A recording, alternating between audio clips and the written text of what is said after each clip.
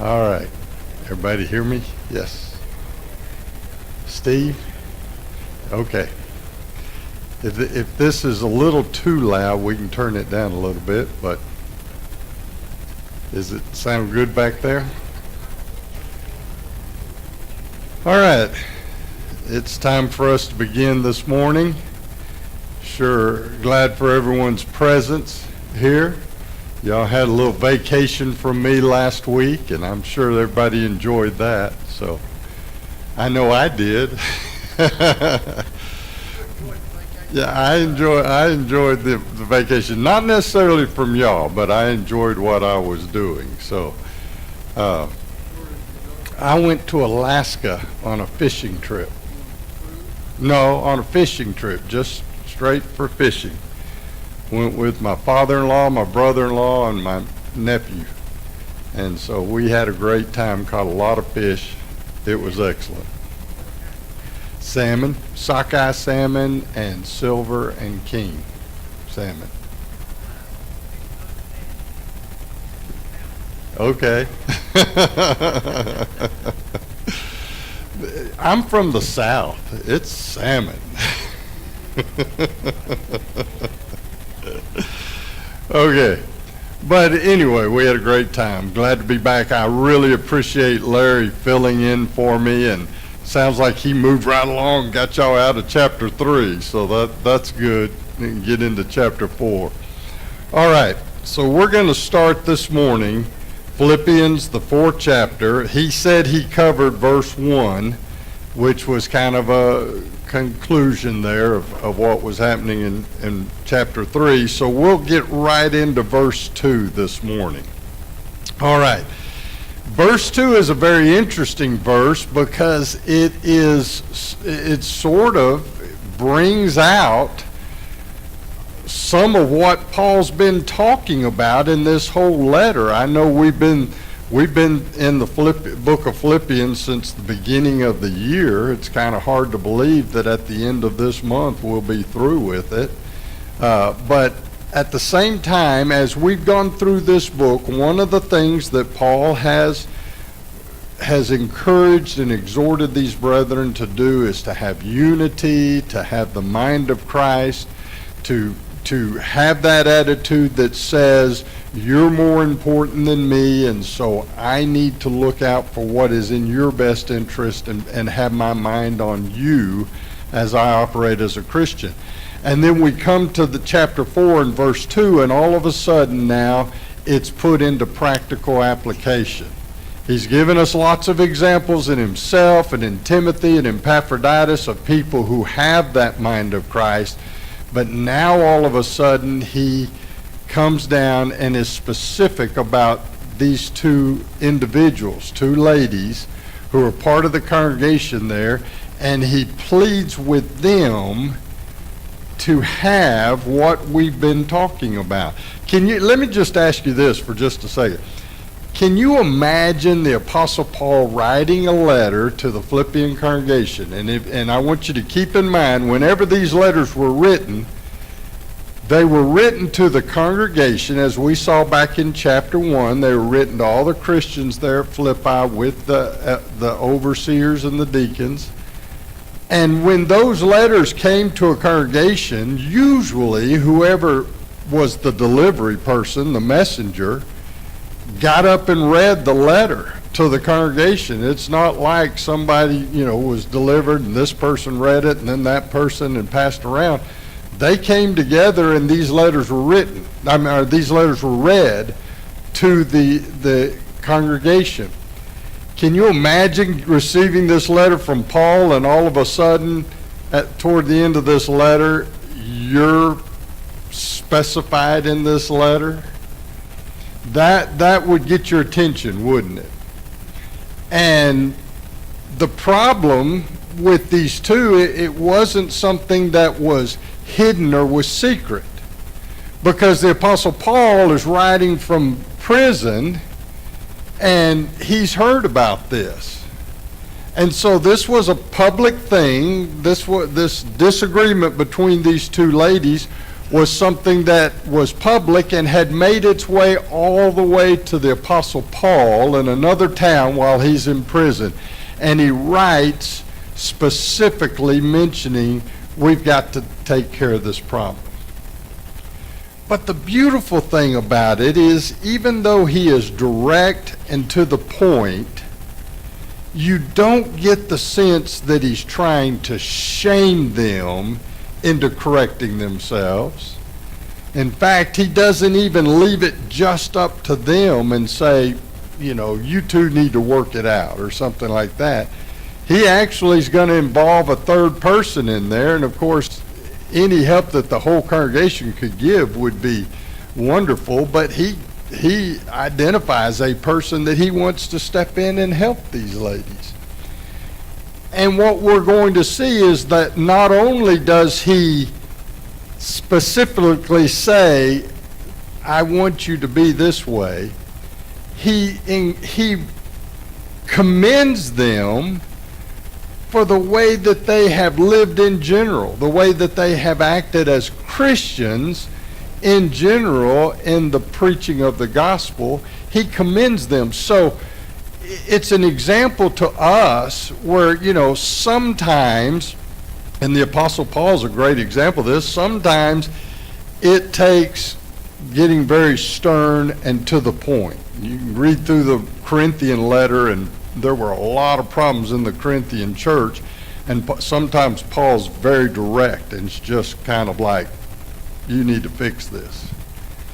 But here, with these two ladies, even though this was something that was disrupting the congregation, he doesn't just jump in and try to shame them and get ugly with them. He just says, I plead with Euodia, and I plead with Syntyche. So he's pleading with them. And that word plead, what do you think of when you hear somebody say the word plead? What do you think of? What comes to mind? What? Yeah. Beg. I would think a lot of times in our vernacular we would say today, I'm begging you. So Paul's not demanding. He doesn't come up and say, you must, or he doesn't say, I want. He pleads with them.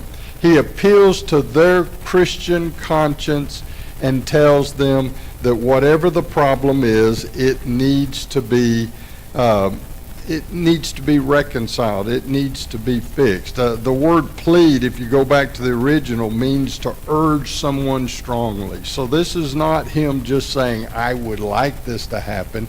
He's begging them to do it.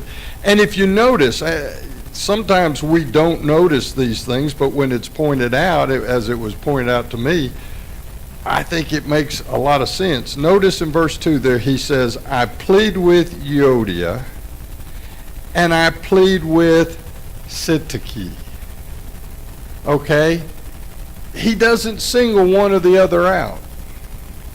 He's very diplomatic, so to speak.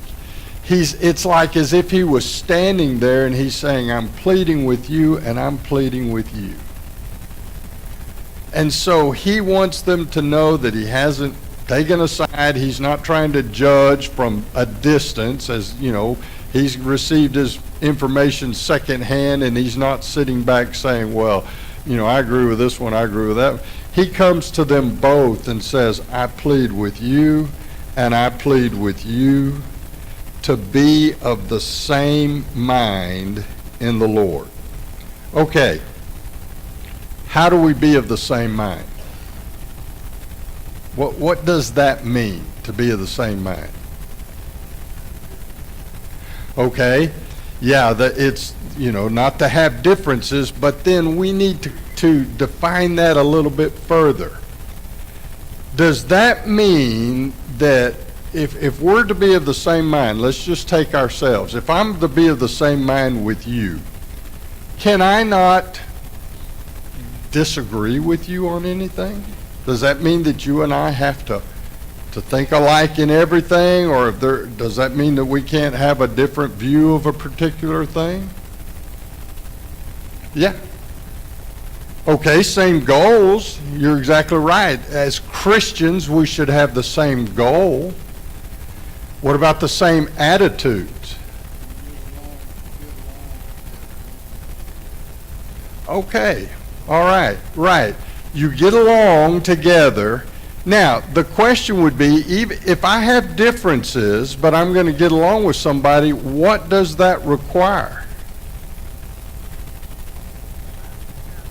Okay, it's going to be based upon our love for each other, but more specifically, how do I get along with you if you and I disagree on something? Kindness is a part of that. Yeah, we could do that, yes.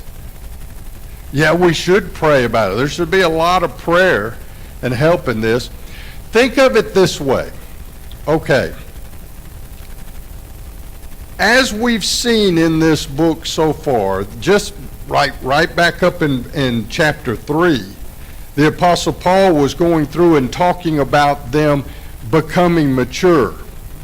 He says, you know, I've got a goal out there. I want to attain to the resurrection of Christ.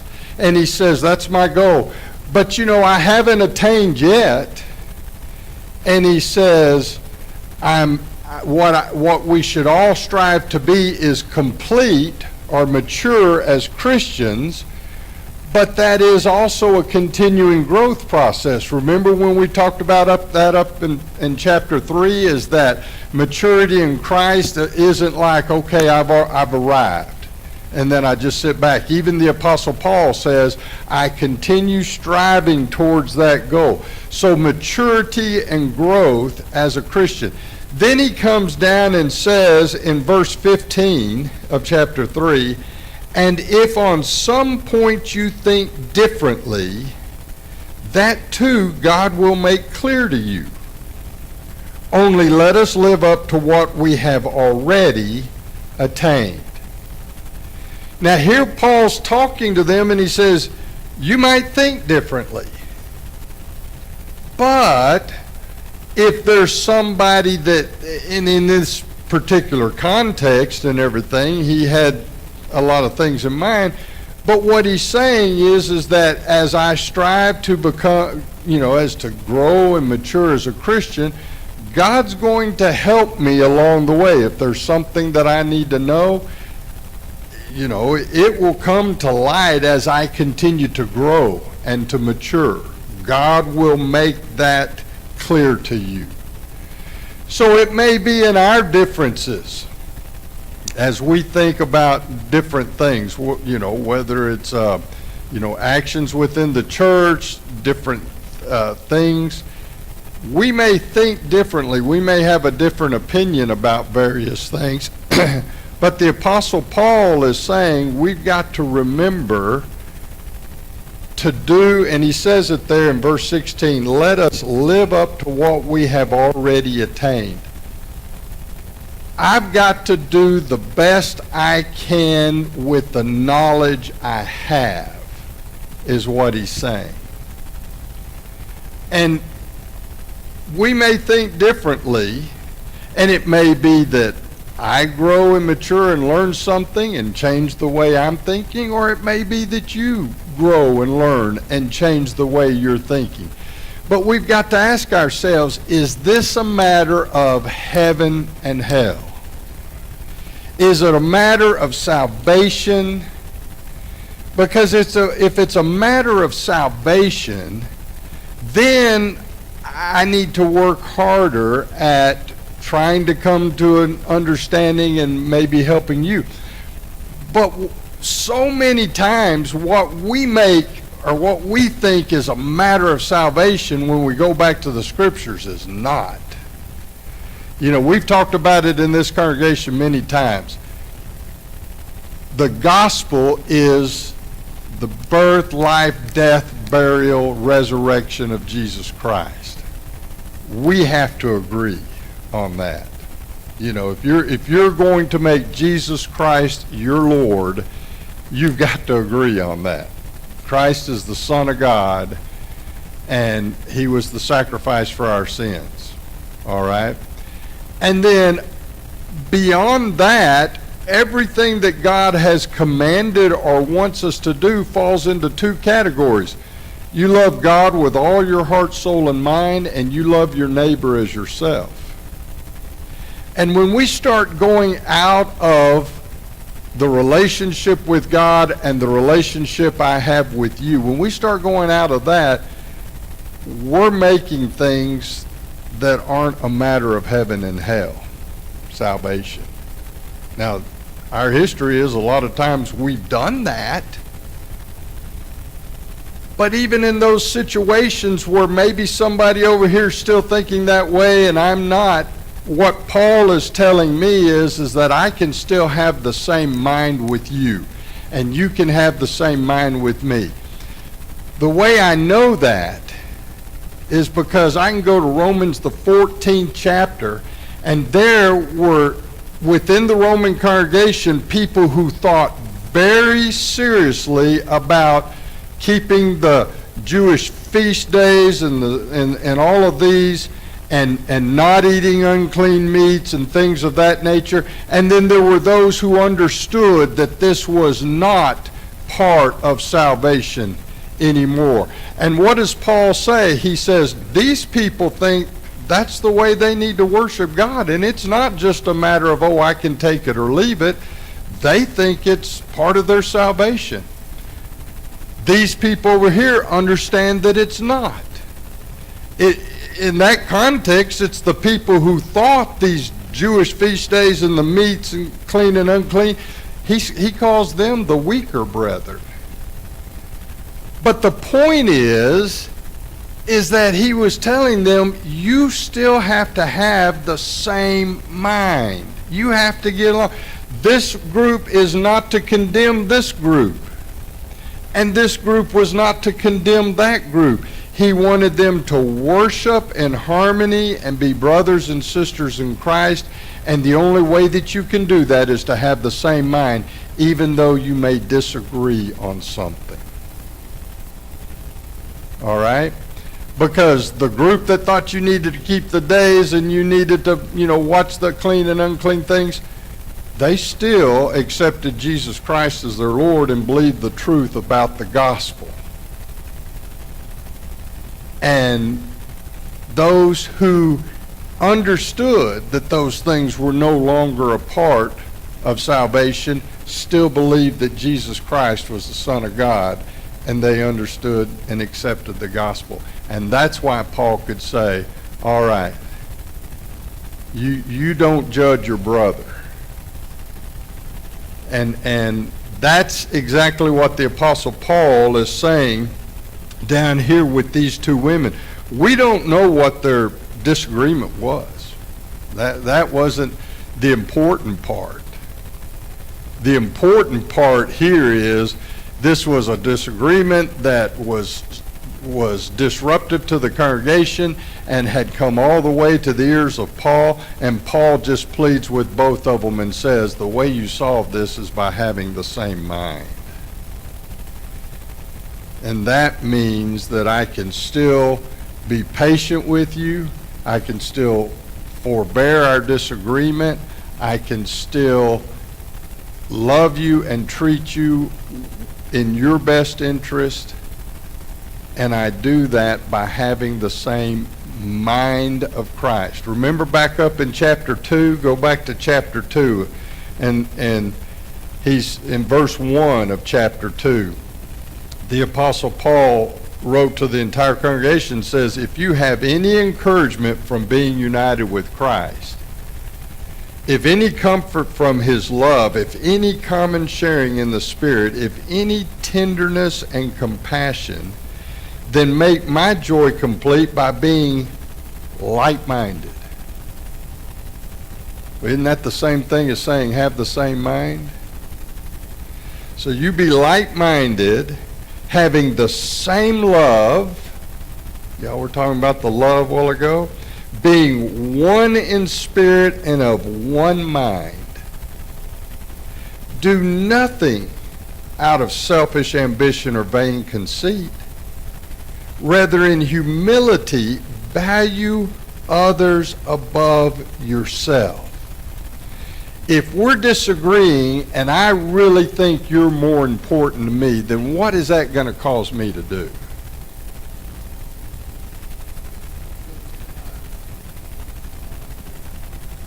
Yeah, Jerry says, put aside.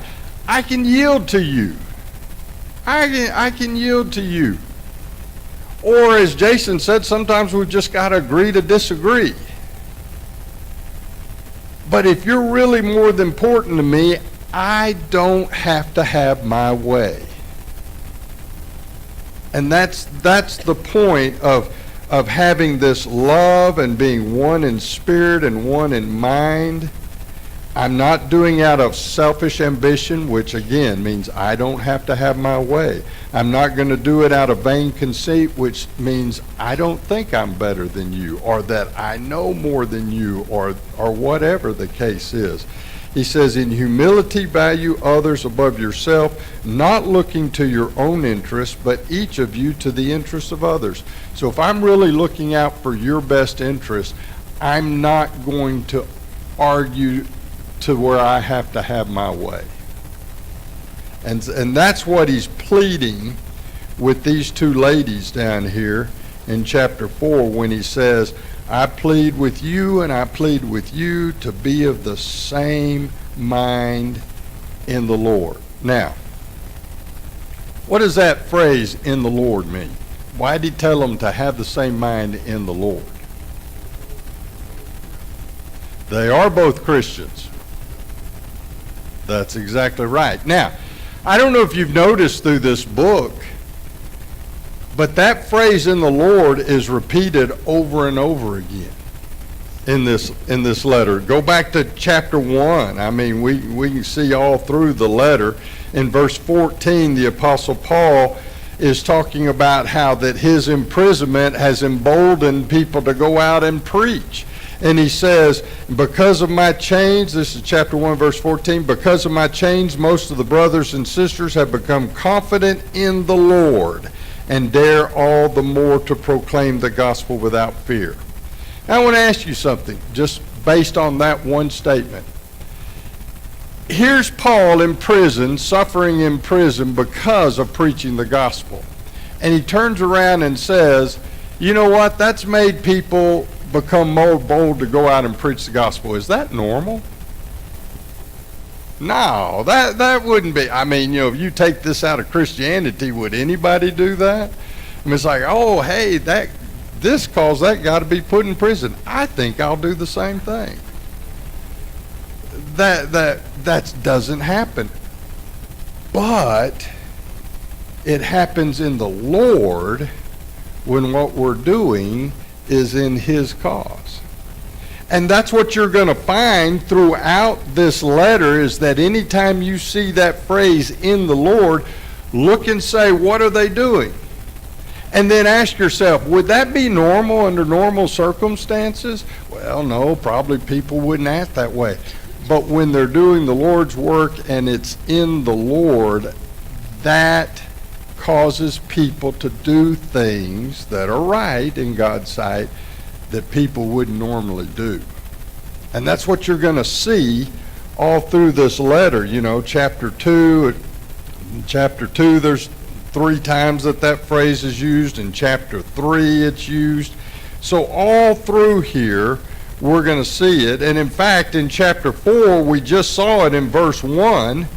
He's going to say it over and over again in this chapter, the 4th chapter, but in verse 1 he says, therefore, my brothers and sisters, you whom I love and long for, my joy and crown, stand firm in the Lord in this way, dear friends. Now, he's telling them to stand firm in the face of opposition, in the face of persecutions which they were experiencing.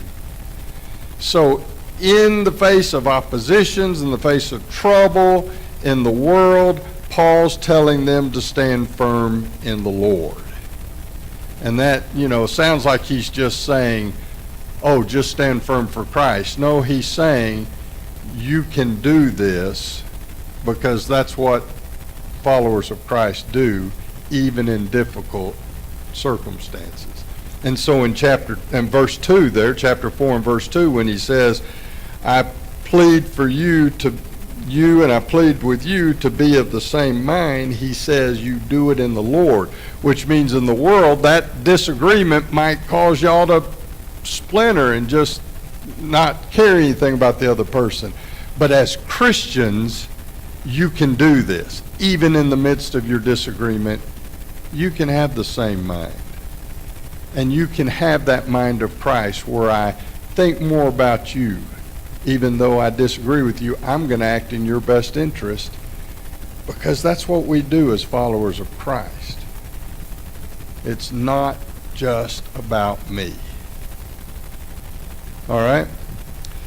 So then, in verse 3, he says, yes, and I ask you, my true companion, help these women, since they have contended at my side in the cause of the gospel, along with Clement and the rest of my co-workers, whose names are in the book of life.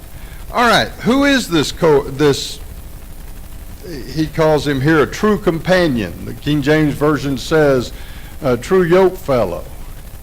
Who is this person? If you know, please come and tell me. Well, yes, but he is pointing out a specific here, because he says in verse 3, yes, and I ask you. Well, yeah, we can use that accommodatively. In Texas we'd say, I ask y'all. But what he's really doing is, what we have here is some individual in that congregation. Those words that are translated in the New International as true companion, King James, like I said, says true yoke fellow. The Revised Standard says loyal companion. Other versions say true partner or faithful friend.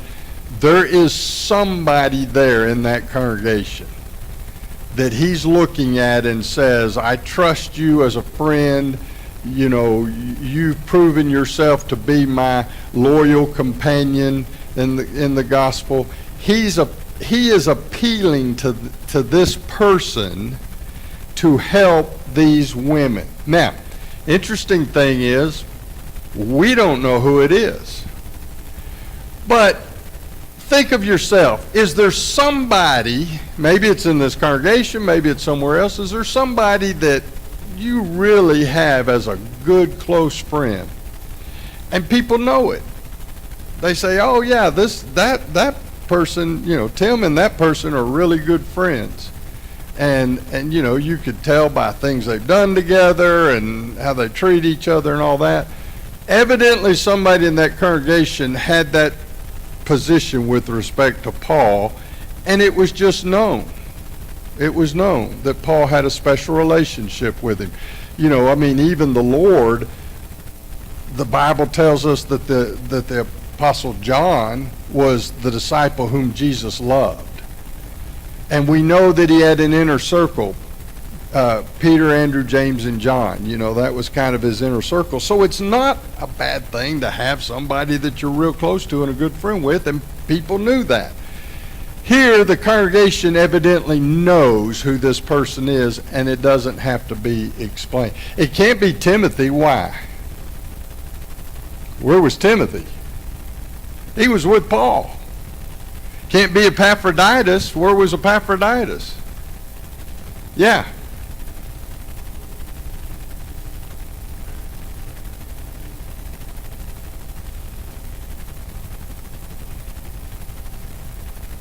Okay. I have no problem with that whatsoever. I mean, if he's writing to the whole congregation and calling them all true yoke fellows, true friends, faithful friends and so forth, as that, it would lend itself to him saying, okay, as a congregation, y'all need to get in there and fix this. There's no problem with that whatsoever. The only reason I think, because of the language, that this is written to an individual, this is my opinion, okay? So you and I can still be brothers. No, there's no reason I'd ever have a complaint with Robin. But anyway, we can still be brothers and disagree on this. But here's one of the reasons why I think that he's talking to a particular individual. Go back with me into 1 Corinthians. In 1 Corinthians, the 6th chapter, the Apostle Paul was writing to that congregation and was, correcting so many things that were going on in that congregation. They had a lot of problems, and Paul from the very beginning is going through and correcting several things. One of the things that was a problem in that congregation was people having disagreements just like what we're talking about here in Philippians. And those disagreements got so heated and so strong. Do you remember what they were doing in Corinth when they had people that were disagreeing here in the 6th chapter? Huh? Yeah, suing, taking them to court is basically what they were doing. He says in chapter 6 and verse 1 of 1 Corinthians, if any of you has a dispute with another, do you dare to take it before the ungodly for judgment instead of before the Lord's people? So he's criticizing them because they were going to the civil courts, to ungodly judges, and taking their disagreements and grievances to try to be settled. And that is not, I'm not going to chase that rabbit today, but this is not saying that it's ever wrong to sue anyone. Please don't misunderstand. Maybe someday, if y'all think it took us long to study Philippians, if we were to go through 1 Corinthians, oh man, some of y'all might not be alive by the time I'm through with that book. But anyway, well, what I guess I should say is I might not be alive by the time I finish that book. But anyway, what he is saying, though, is you've got a disagreement between you as Christians, and you're going outside to ungodly, worldly people to try to settle that disagreement. And he says in verse 2, do you not know that the Lord's people will judge the world? And if you are to judge the world, are you not competent to judge trivial cases? Do you not know that we will judge angels? How much more the things of this life? Therefore, if you have disputes about such matters, do you ask for a ruling from those whose way of life is scorned in the church? I say this to shame you. It is possible he says, is it possible that there is nobody among you wise enough to judge a dispute between believers?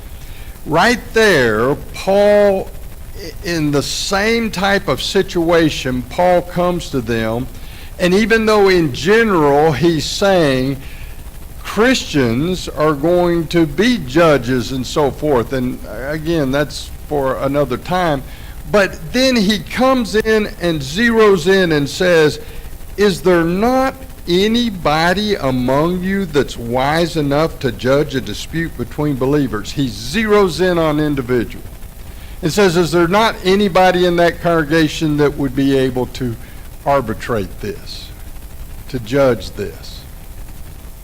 And that just shows us that when we have disputes among Christians, if we somehow can't seem to solve it by ourselves, sometimes it is right and proper to go perhaps to the shepherds of the congregation or to somebody that you have confidence in, that's wise, that would be confidential, that would help settle this. And that's exactly what he's telling the Corinthian brethren. Find somebody in the church to settle this dispute.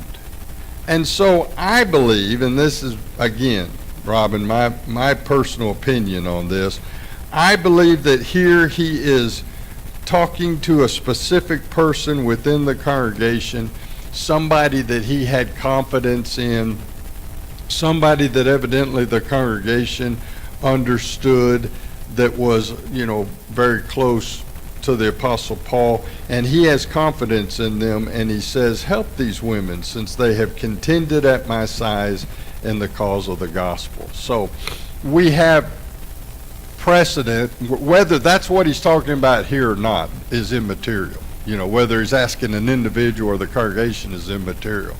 He's just saying somebody needs to step in and help these women to settle this and it may be that they still disagree, but maybe just to get them to see, as Christians, that dispute should not separate us. And so he's asking somebody to step in and help them. All right. Any question about that? All right. Then he says, I want to get into this for just a moment. Help these women since they, the two women, have contended at my side in the cause of the gospel. What does contend mean? When you use that word contend, what does that picture in your mind? Okay. I agree with Jerry. He said, help them in the preaching of the gospel. That is true, but he's looking back and saying this is what they have been doing. But we still have to ask the word. What is contend? They have contended. Not with one another here, but they've contended in the preaching gospel. What does that word contend mean? Yes, Robin? Says what? Labored. That is it is a sense, but it doesn't give the whole sense of that. Yes, May? Strive. I like the word strive because it involves labor, but when we use the word strive, what connotation or what sense does that give? Right. Hardship, opposition. When you're contending, doesn't that word bring up opposition? I think that's the whole sense of that word. And if you go back and look at the original word, it is laboring, but it is laboring with opposition, is the sense of it there. So what he's saying is about these two women, look, they have labored even in the face of opposition at my side in the cause of Christ. And in the cause of Christ would, of course, been the spreading of the gospel, the preaching of the gospel. Now, let me ask you this. When you first read this, and be honest with me, when you first read this and you say, oh, Paul's talking about these two women and they've been laboring, and again, even in the face of opposition in the preaching of the gospel, what does that bring up in your mind? How did they do that? And he's not just saying, oh, they were out here doing that. He says they've been doing it at my side. And when somebody's at your side, that means doing it with you, right? So what comes to mind? How do you see this happening? Oh, okay. It doesn't bring anything to mind. No, okay. I understand why you think that, Jason. That's a very logical thought. Yeah, I do. I understand what you're saying, but I want you to see that he's moved on from the contention that they had, the disagreement, to talk about their past. Hey, yeah, somebody was saying it, but yeah, they're working together with him, And in this particular phrase, he's not talking about their disagreement anymore. He's talking about what they've been doing in the past, and that is with Paul working by his side in the preaching of the gospel. Together is a good word, Susan says, together, because that's exactly the idea. If I said, Jason and I were up here at the clothing giveaway yesterday working side by side, does that make you think that I was doing all the work and Jason wasn't doing anything? No. Yeah, he was up there working just like I was working. Yes, Karen? Okay, I'm glad you said that, Karen, because that's the idea or the sense that we usually get. But I believe what she said, and I'm sure some of y'all didn't hear it. She said, does that mean that they were supporting him in the preaching of the gospel? And I'm glad that you said that, because that's usually what we think when we read something like this. And I've got to ask you, why would we think that? Now, let me add something to this. He says, he makes a what we would call a parenthetical statement, but it's actually separated by commas. He says, they contended at my side in the cause of the gospel, along with Clement and the rest of my co-workers. Now, would you think that about Clement? Would you, would you think that Clement was just a support of Paul? Or would you think that Clement was out there also preaching? Yeah, I would too. When we use the word co-workers, what does that prefix co mean? Equally, yes, thank you, Maggie. When we put the prefix co on there, that means equal. Co-worker. It doesn't mean helper. It means co-worker. So we've got Clement, we've got other co-workers, and when we read about them, we think, oh, they're out there preaching too. But because these are two women, all of a sudden we think, oh, they're just helping Paul. And I'm trying to say I think that's the wrong idea.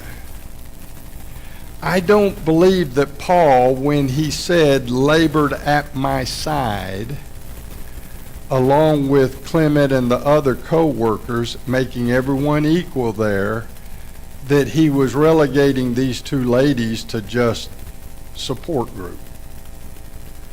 I believe that what he's saying is, look, these women were involved in the preaching of the gospel, just like Clement and my other co-workers, and they are to be commended for that. That's why what I was saying earlier, they are to be praised and commended for that. And he says, whose names are written in the book of life, and we'll talk about that a little bit as we start next week, but,